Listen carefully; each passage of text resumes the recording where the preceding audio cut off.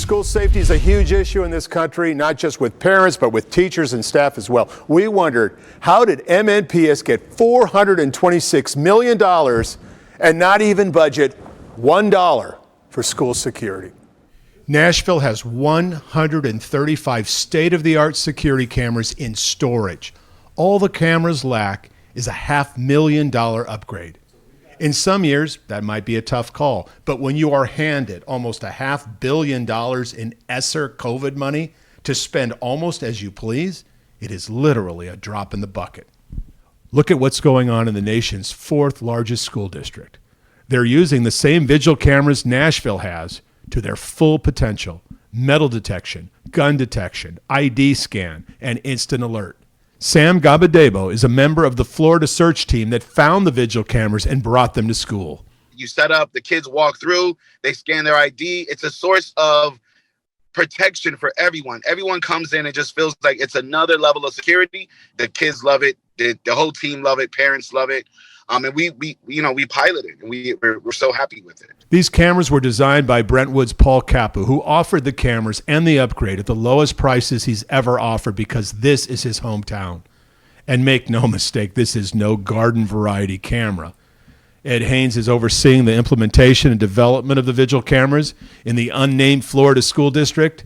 His security business reads like a who's who of Florida, and he will tell you he has seen nothing like them anywhere ever. There is no system like this system that we have because of the technology that's involved in it.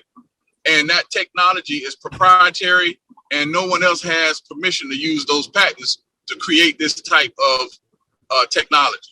When he found out Nashville had them in storage, he was almost at a loss for words. It is actual negligence when you don't take advantage of these situations that you have, when the legislators have done their part and make the budget available and you don't move on it. I don't know what to say other than negligence. But it won't happen on our watch if we can help it. Keep in mind, Nashville's security plan for elementary schools has been a subject of controversy.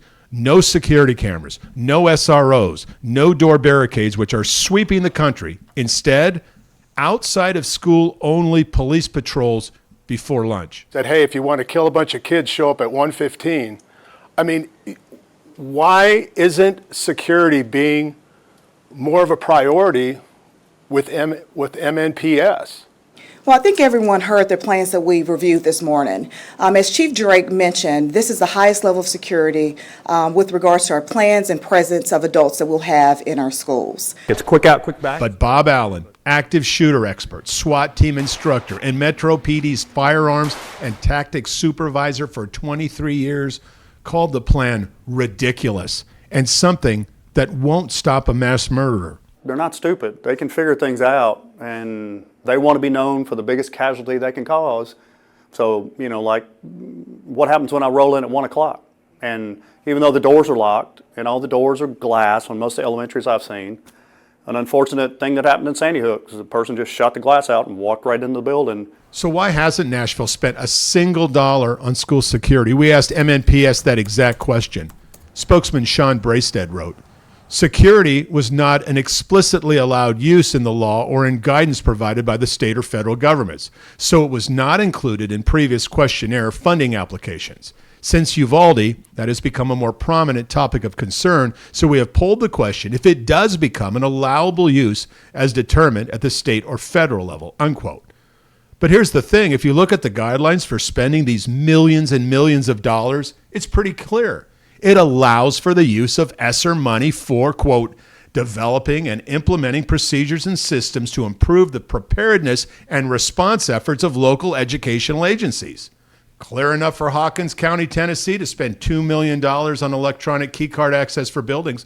Clear enough for Vandalia Butler to spend $894,000 for school security officer enhancements. Clear enough for Natchez Adams to spend $310,000 on security cameras.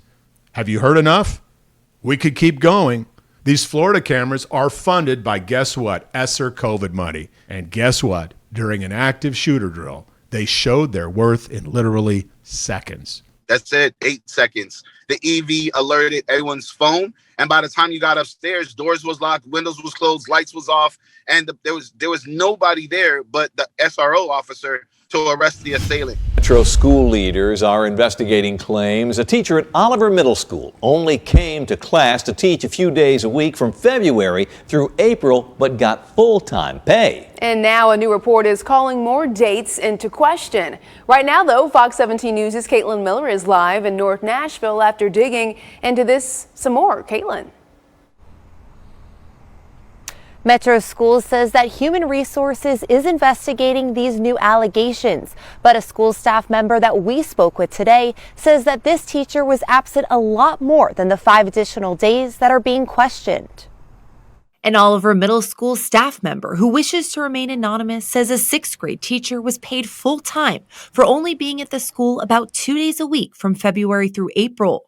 This staff member says she knows this firsthand because she helps keep track of the sub-rosters every day. So when other teachers brought it to her attention, she started checking this teacher's classroom. There were several times that I would actually go down the hallway to check on attendance, and there was a substitute, which was actually a permanent employee at our school. And they add this teacher was never on the sub-roster. Her attendance was being logged in as if she was at school, and she was not. So the only thing that could have happened was someone was actually using her login to take attendance. A report investigated by the executive director of MNPS states that this teacher was absent on 5 additional days than what the district has record of, and that she was paid for those days. We reached out to MNPS to confirm this, and they told me these new allegations are being investigated by HR, including the suggestion from the director that states, quote, IT may need to look into this further to see who entered attendance for the teacher. This staff member that still works at Oliver Middle School is concerned. That's actual criminal. That's stealing. That's stealing from the taxpayers. And it really needs to be addressed. They sent the district a report at the end of July, but says they still have not been contacted by the district for the investigation. Is there any part of you that regrets voting down the budget in the past due to bus drivers calling out, leaving students having to figure out a way to get to school? Battle over the school budget prompting Franklin County school bus drivers to keep it in park yesterday and today. County commissioners shot down a previous school budget several times, leaving the school board to come up with a new spending plan in a specially called meeting last night. Fox 17 News' Amanda Chen has more now on the spending plan the county commission just gave the green light to. County commissioners decided to okay the budget this time around. That means school bus drivers will be getting a $10,000 raise after dozens of bus routes were not running the past 2 days. Families left scrambling to find a way for their children to get to school. So it's really frustrating, not only just because obviously, we were having to miss work and stuff, but it's just like day to day, we don't know what we're going to do. This comes as Franklin County commissioners voted down the school budget several times prior, which includes a pay raise for both teachers and bus drivers.